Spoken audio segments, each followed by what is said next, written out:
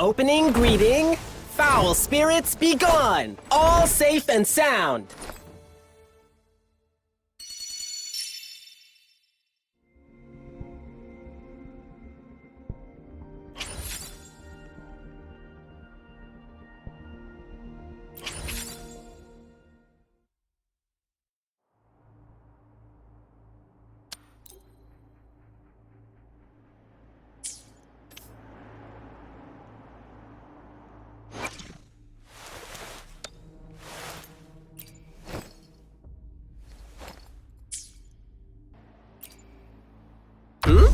Where are you going?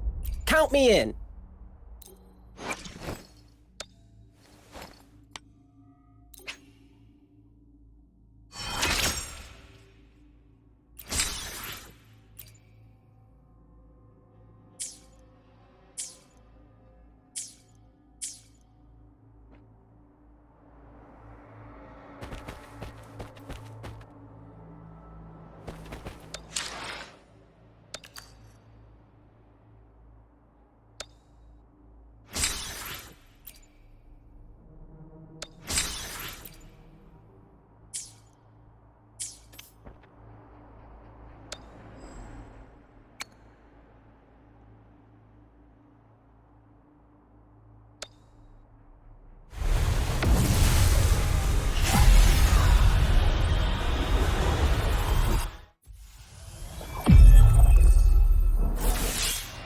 I'll handle your commission. Alone.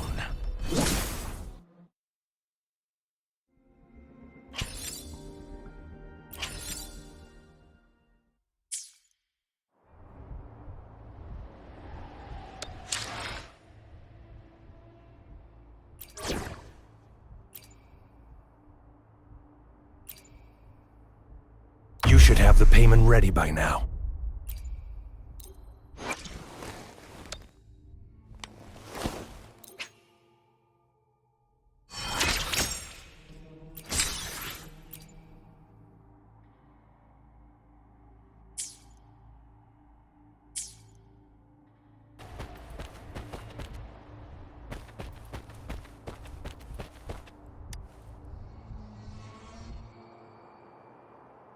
Huh? What is it? Are you back for some chit-chat? No. I refuse. Oh, and don't try to threaten me. You're not in a place to bargain, remember? You don't want to disappoint me so soon, Rover.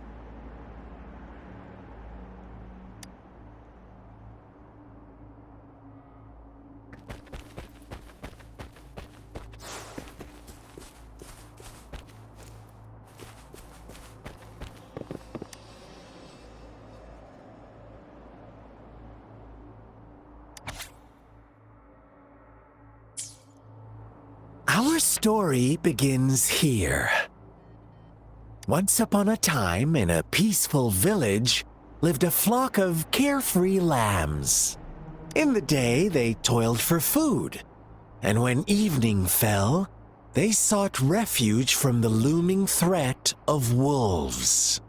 Fables, stories told and retold through the ages. The ancient art of conveying hidden truths through fiction. But they always draw from real life, don't they? The same story gets told by many, and each person brings their own spin, their own focus. Whatever you learn from it is just one of countless different interpretations, like us now, caught in a carefully crafted plotline, a scheme I had no hand in. This village marks the beginning of my story with Jinzhou. So that magistrate led you here to meet me. Ha! Such a clever move on her part.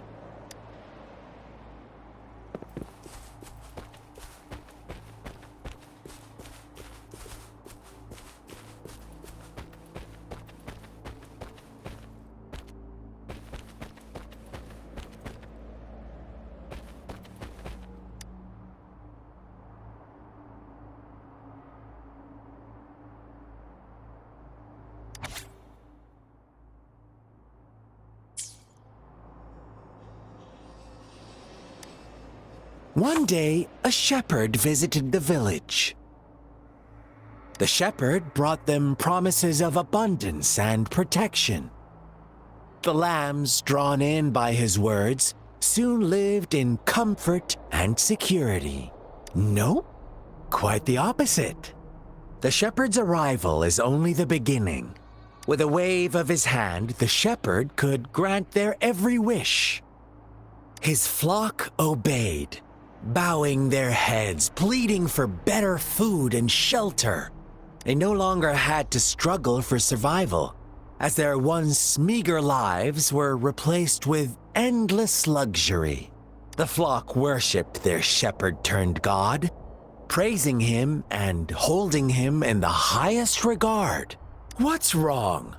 Does my story make you uncomfortable? Imagine you were one of those lambs, facing irresistible temptation and pressure from your peers. Wouldn't you bow down and beg for food from your master? Oh, so we agree already. You are right. But the world we live in falls short of our ideals. The shepherd still reigns, and the lambs have grown complacent. It's up to the two of us to make that ideal world a reality.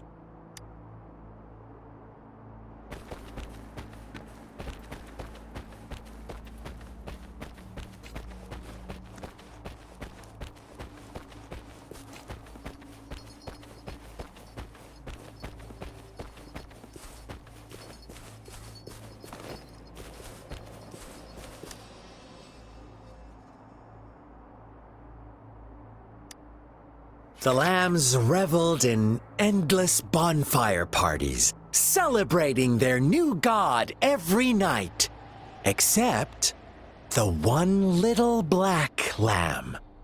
As each night passed, it was the only one to notice how its flock was dwindling away. Rover, do you think someone would give you what you want without taking anything from you? I once believed that too. Thought as long as I paid a high enough price, I could get my desired outcome. But true equality is scarce, always has been. The world was never a fair place. Wouldn't you agree? To receive equal retribution, one must give more and more. And when every wish comes with a hefty price, people weigh their options carefully. When they can make someone else bear the price, they all rush to make more wishes. They don't consider they too may one day pay for another's selfish desire. Funny, isn't it?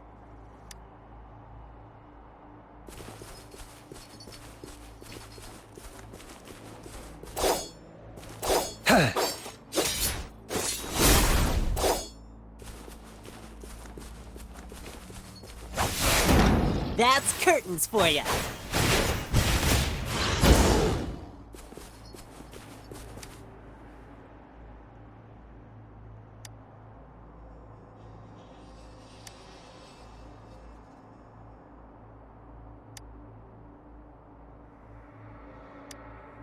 Later, the shepherd openly blamed the black lamb for the flock's decline. On the next day, the white lambs welcomed the rising sun as usual, but the black lamb was nowhere to be found. The shepherd introduced an unspoken rule to this village, one that our black lamb violated by telling the truth. Suddenly, the once doting god stopped fulfilling wishes, because no more sacrifices were being made. After witnessing the black lamb's actions and hearing from their almighty shepherd, what do you suppose the white lambs did? Those oblivious lambs. Little did they know the most fearsome demon was right under their noses.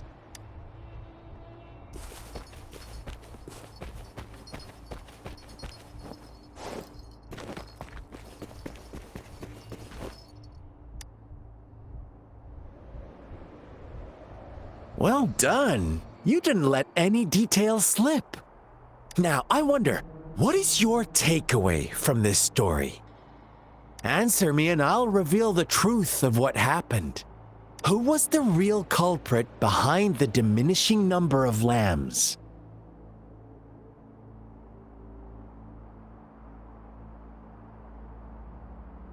Brilliant answer.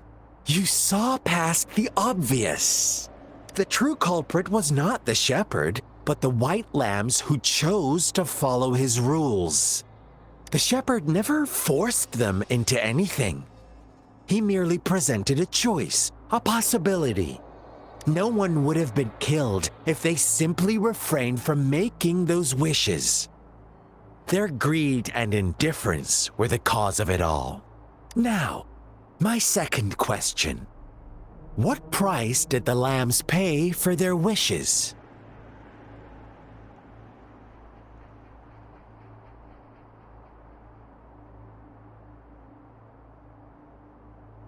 Of course, as always. Life was the most valuable thing they had to offer.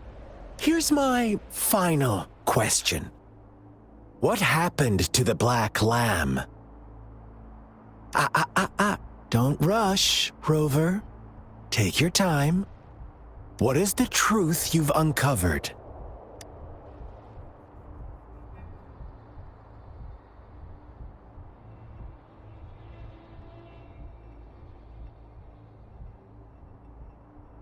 The shepherd was granting wishes by sacrificing the lives of lambs.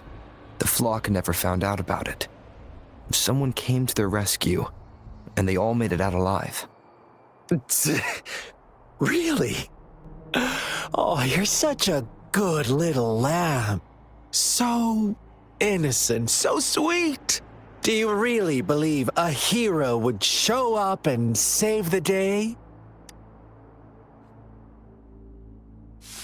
Little lambs cowered and huddled in their village, terrified of the relentless wolf packs.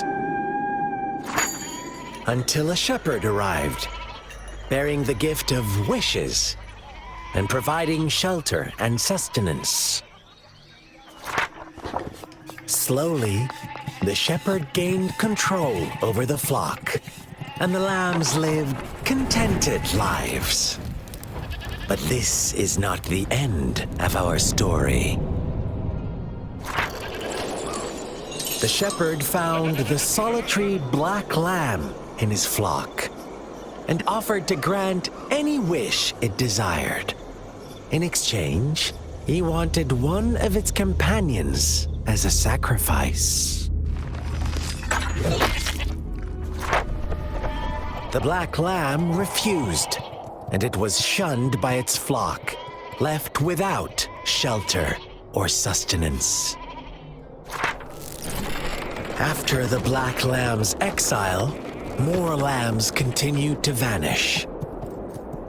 The shepherd then blamed the black lamb for breaking the rules and withheld his wish-granting power as punishment.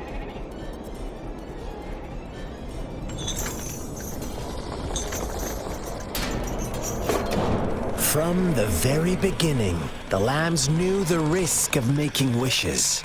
They too could become sacrifices for those of others. But they always believed it wouldn't be them.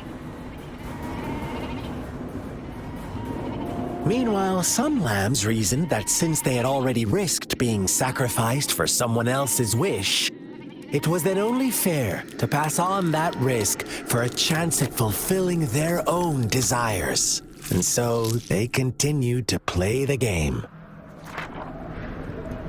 They all knew the consequences, but chose to remain silent. Fearful, yet greedy, they followed the shepherd's orders and made wishes again and again. Until one day, a brave black lamb spoke up, shattering the flock's facade, their illusion of a peaceful and happy life.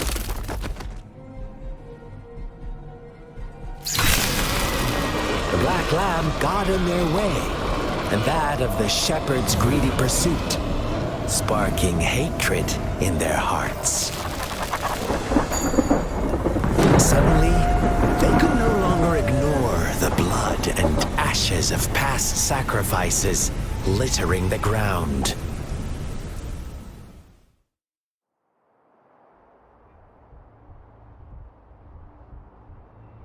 How do you like my story, Rover? What really happened here? I suppose you already have it figured out? The black lamb who rebelled against the rules, and the white lambs who succumbed to their greed.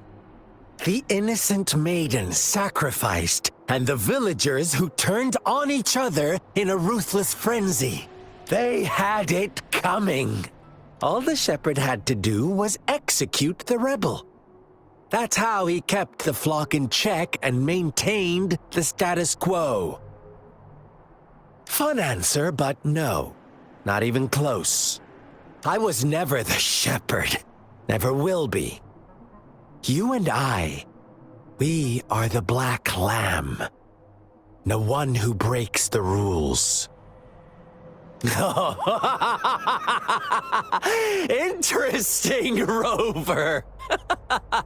I'm liking you more and more. Well then, let's see if this black lamb is going to end up like you say.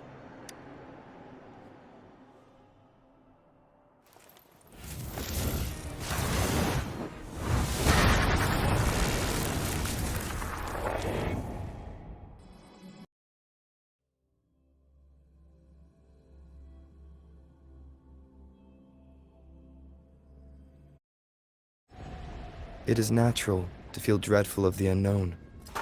Yet,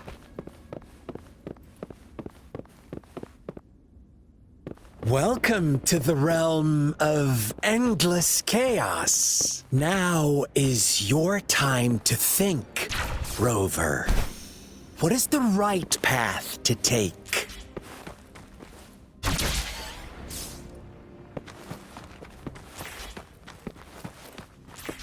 Oh, you've found us already. Shake and shiver, blink an eye. A flock of lambs comes passing by. Fleece of white, black, and red. Watch out, my dear. Your pioneers are lying at your feet. Don't look back. Join them on this right path. And I've got a scorchingly delightful welcome for you up ahead. Don't rush. One slip and you'll shatter to pieces.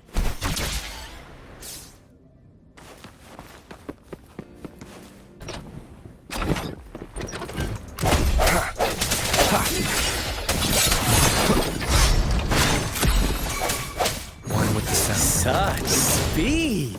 Such brutality! Can't you see? We are kindred spirits after all. Shh, don't.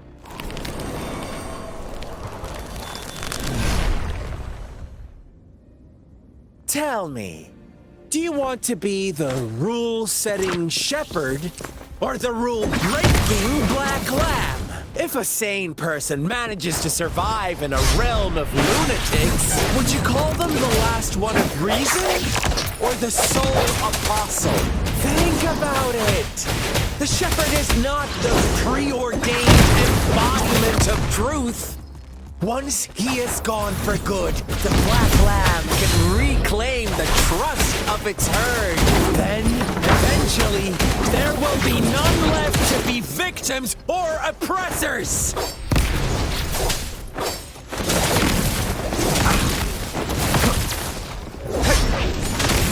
Summer!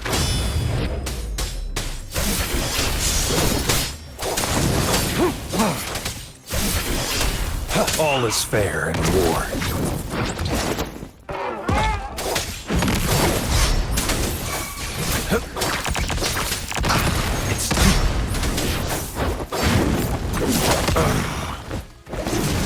Swift and resolute. Rover! Such a...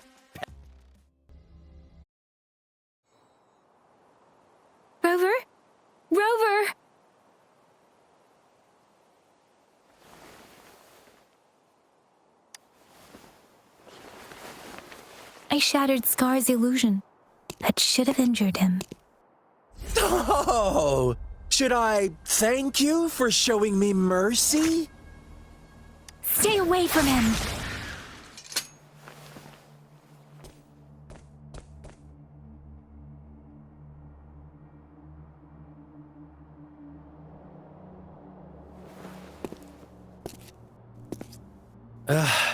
Didn't you promise to leave me some alone time with Rover? With one condition. I do hope you haven't let that slip from your mind. Don't let your improvisation trouble others. Look at you, rushing in to protect your precious, perfect movement. No worries. I know all the do's and don'ts. I don't need you to tell me what to do. Rover, it seems our happy little date must come to an end. But don't forget my sincere reminders. Let me know what you choose. An unexpected gift? An honest and open exchange? Or a highly risky gamble? The choice is yours. I know how smart you are. You won't make a hasty decision. We'll meet again in the not-too-distant future. They're gone. Should we go after them?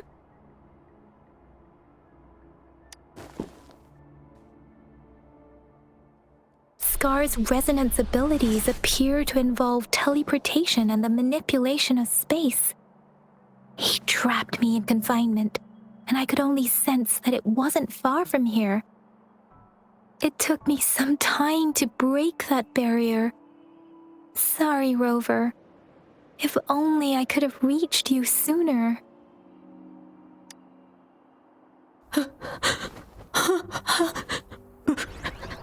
Brother.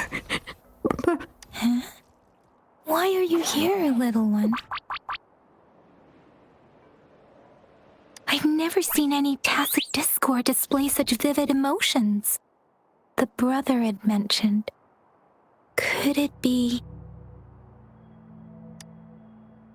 Yes, that is a possibility, since Scar had been here before. Let's talk about it later. Rover, can you fill me in on what happened? It seems all the tragedies in Tea Tree Village were linked to that ritual.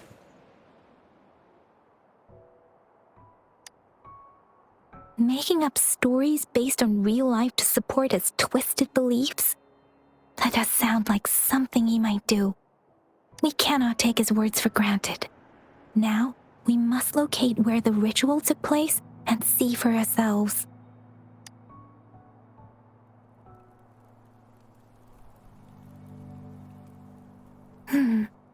What's the matter? Two distinct frequencies of tacit discords. I see. I can feel it in the streams. Over there. Follow me. In the south.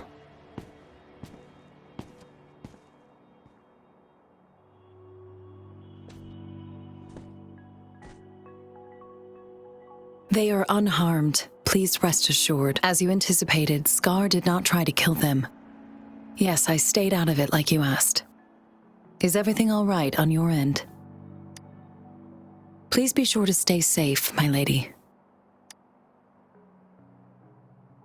Rover, do you still have the plaque we found earlier? The one broken in half? Yes, as I thought. I just felt a similar vibration from that direction. Please follow me.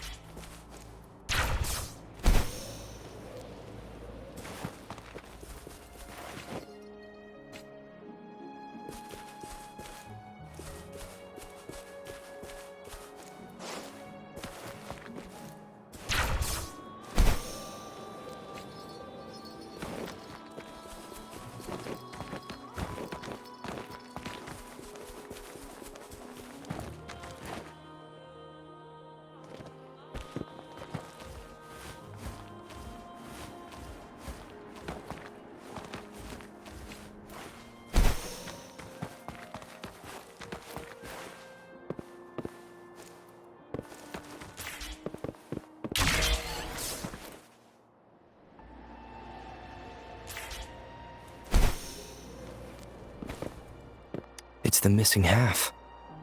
We can piece them together now.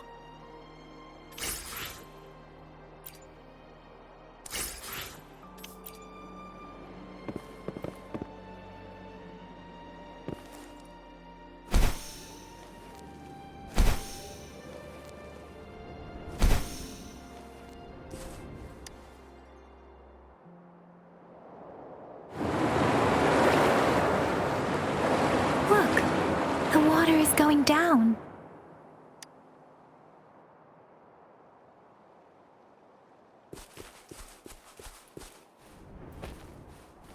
I can't believe it. There is such a... I can't believe...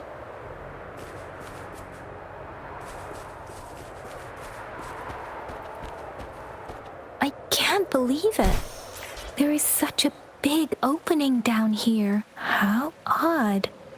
This place should have been soaked in water, but everything is... That tree.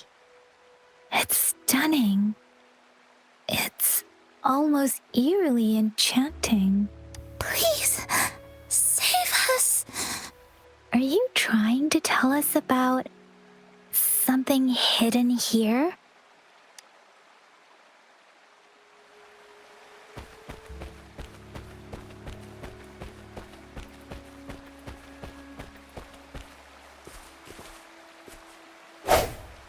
Where did it go?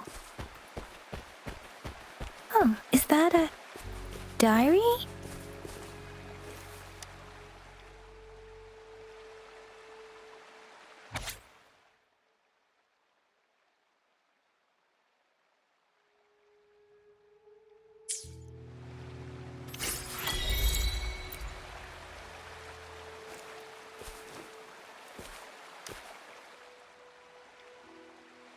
That girl just wanted to save her village, but those sacrifices didn't lead to redemption.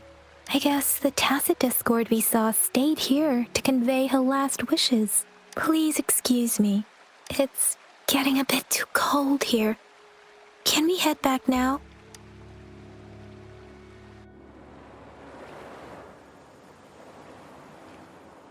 Sorry, Rover.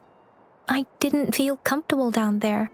The air was heavy in that place, without any wind to speak of.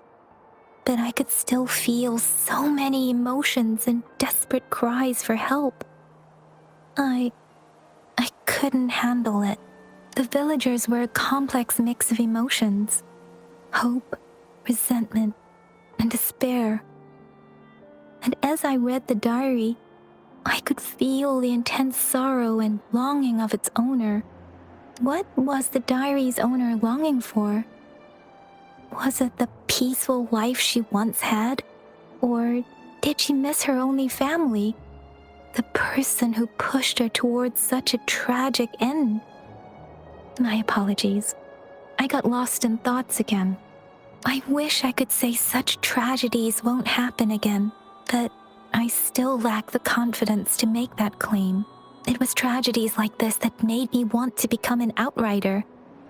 To become someone with the strength to stop them from ever happening again. I cannot stop the lament, but at least I should do everything in my power to help those affected by it. Really? Thank you, Rover. Dwelling on it won't do us any good. Let's go. I'll compile a report on what happened here and send it in along with the clues we've gathered. Yes, let's go back. Together.